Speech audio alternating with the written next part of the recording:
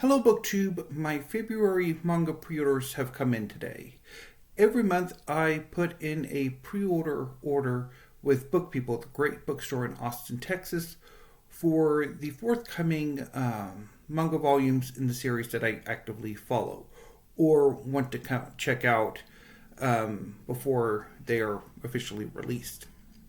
So I have 6 pre-orders today, plus there's a 7th one, which I'll talk about when at the end of this haul. So let's get going. First up is Kagurabachi, Volume 2 by Takeru Hokazono. Kagurabachi is a new series. It started in 2023 with its first English translation of volume coming out in November of 2024. It's about a young man, Chihiro, whose father was a swordsmith specializing in crafting enchanted blades. These blades were instrumental in ending a great war that wrecked Japan. After the war, the 6 blades were collected and hidden away in the family cellar.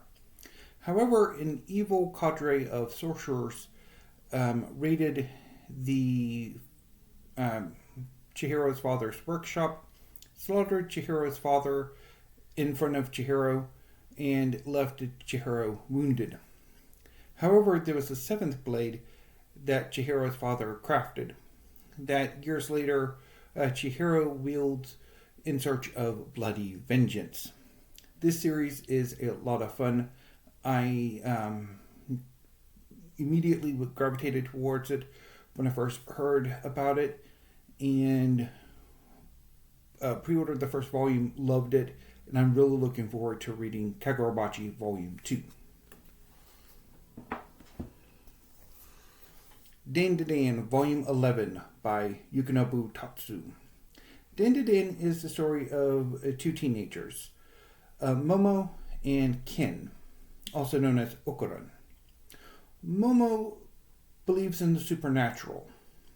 Her grandmother, is a famous psychic. Ken, Okuran, however, believes in the extraterrestrial. And Momo does not, and Ken does not believe in the supernatural. So the two make a bet. Momo will go to a location reputedly visited by extraterrestrials, and Ken will go to a place that is reputedly haunted. And the two find out that in this world, the extraterrestrial and the supernatural both exist. And their encounters with both lead to both Momo and Ken gaining superpowers. Momo's latent psychic abilities are awakened, and she develops telekinetic abilities, among other psychic abilities. And Ken, with his encounter and semi-possession by the malevolent ghost Turbo Granny, has gained super speed. And so together the two go on a number of supernatural and extraterrestrial adventures alongside a very kooky cast of their classmates. This series is a lot of fun, and this volume is going to be high on the action because an evil species is beginning an invasion of Earth. And I'm really looking forward to this. Frieren Beyond Journey's End, Volume 12 by Kanehito Yamada and Tsukasa Abe. Frieren Beyond Journey's End is about an elven mage named Frieren, who was part of a party of adventurers who decades previously brought about the downfall of the Demon King. After their victory, Frieren goes on an extended journey to learn more about the magic of the world. When she returns, she finds that the human members of the party are either dead or in the process of dying, and she takes in a young human mage named Fern as her apprentice, and eventually a young human warrior named Stark as a traveling companion. And the trio go on an extended journey of exploration. And this series is a lot of fun. I really enjoyed what I've read so far, and I cannot wait to get to Volume 12.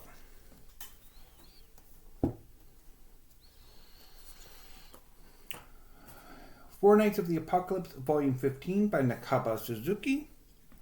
Four Knights of the Apocalypse is the sequel to The Seven Deadly Sins. Both series are inspired by the Arthurian mythos. In the land of Britannia, King Arthur has become corrupted, and he seeks to use the power of chaos to recreate Camelot in a pocket dimension by destroying Britannia itself. Four young superhuman knights called Holy Knights are prophesied to bring about his defeat, the Four Knights of the Apocalypse. So Meliodas and the Kingdom of Leonis have worked to gather the Four Knights together and their companions to form a team to basically take the fight to King Arthur and kick his now evil ass.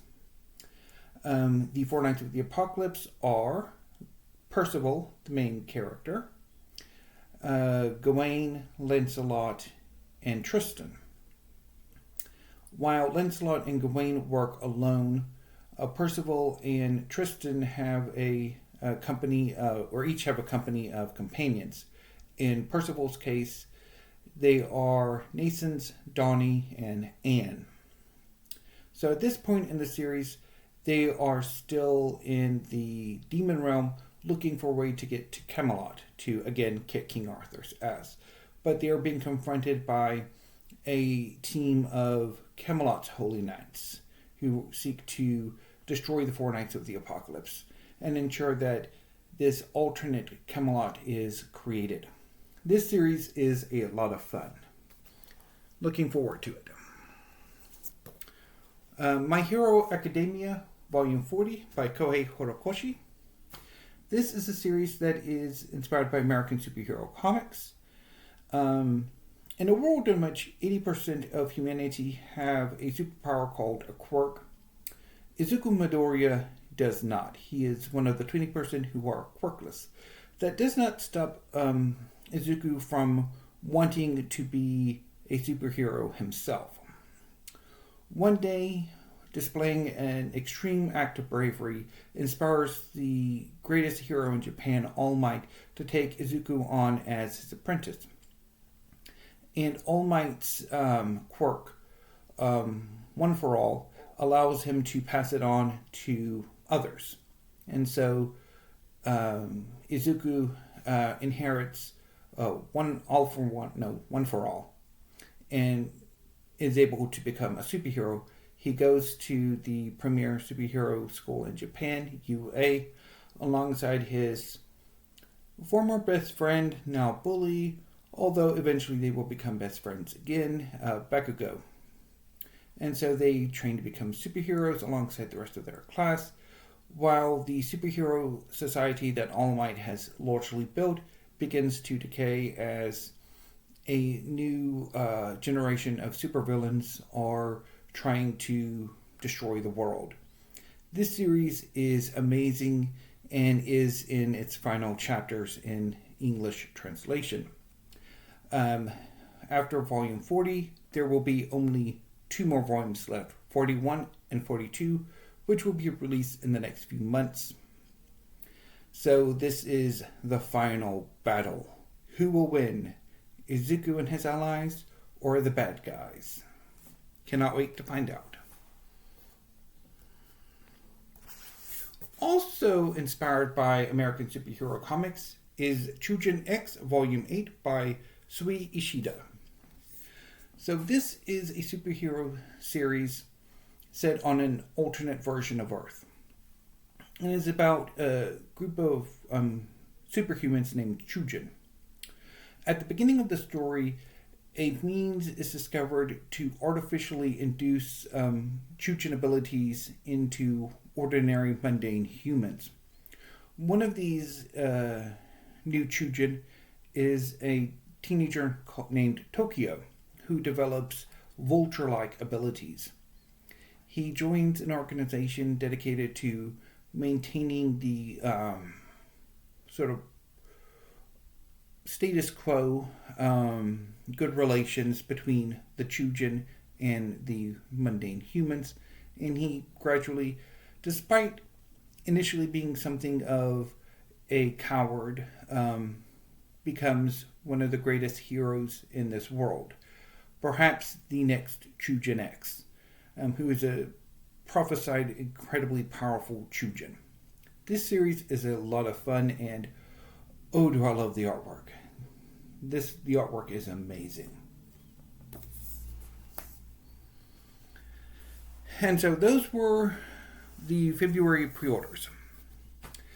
I also ordered earlier this year the third volume of The Summer Hikaru Died by Mokumokuren.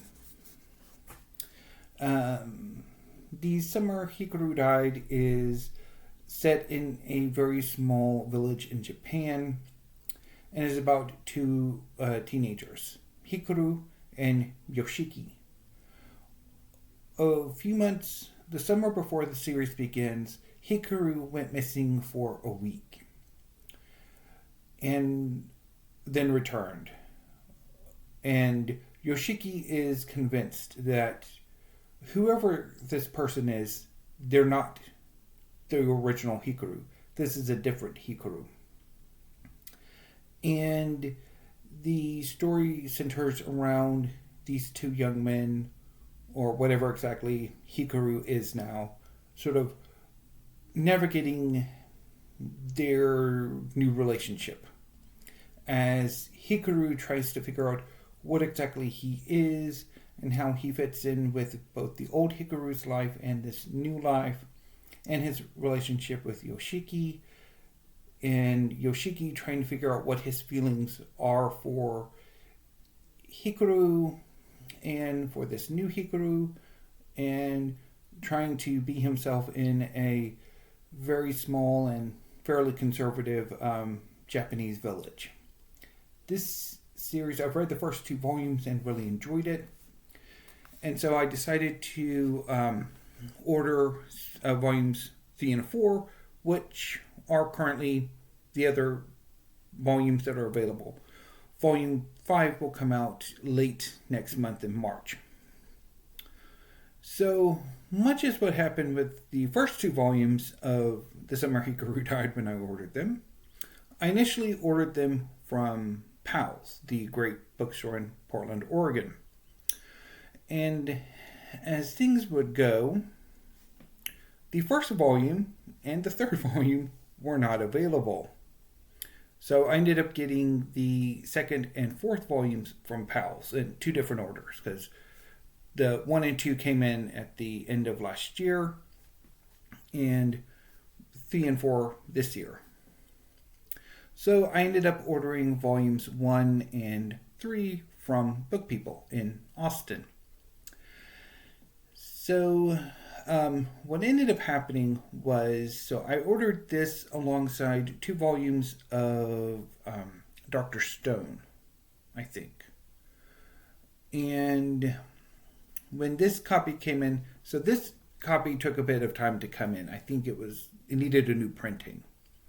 And then when the copy got to Book People, it was damaged. So they had to order me a new copy, which is what this copy is. So I asked them to hold this copy and ship it alongside my 6 pre-orders, which Book People did. So that's why this volume came alongside the 6 February pre-orders. So I'm really looking forward to getting caught up with The Summer Hikaru Died.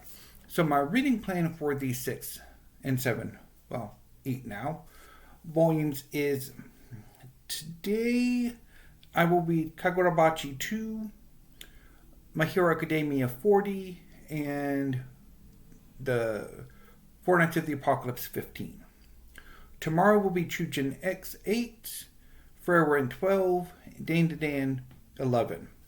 And then on Thursday, I will do The Summer Hikaru Died 3 and 4. And I will probably do a separate discussion video, weekly reads spinoff for the 6th February pre-orders as I did for the January pre-orders. And I think that's a good thing to do. A good way to approach it. So, my next batch of pre-orders, which I already have in, probably will come. I'll probably get them either at the very last day of March 31st, or the beginning of April. I'm not entirely sure. And I'll approach reading them when they come in. So, to Steve Pyramid this, The Summer Hikaru Died Volume 3. Choujin X Volume 8. My Hero Academia 40. Four Knights of the Apocalypse Volume 15. Frieren Volume 12. DanDaDan Volume 11.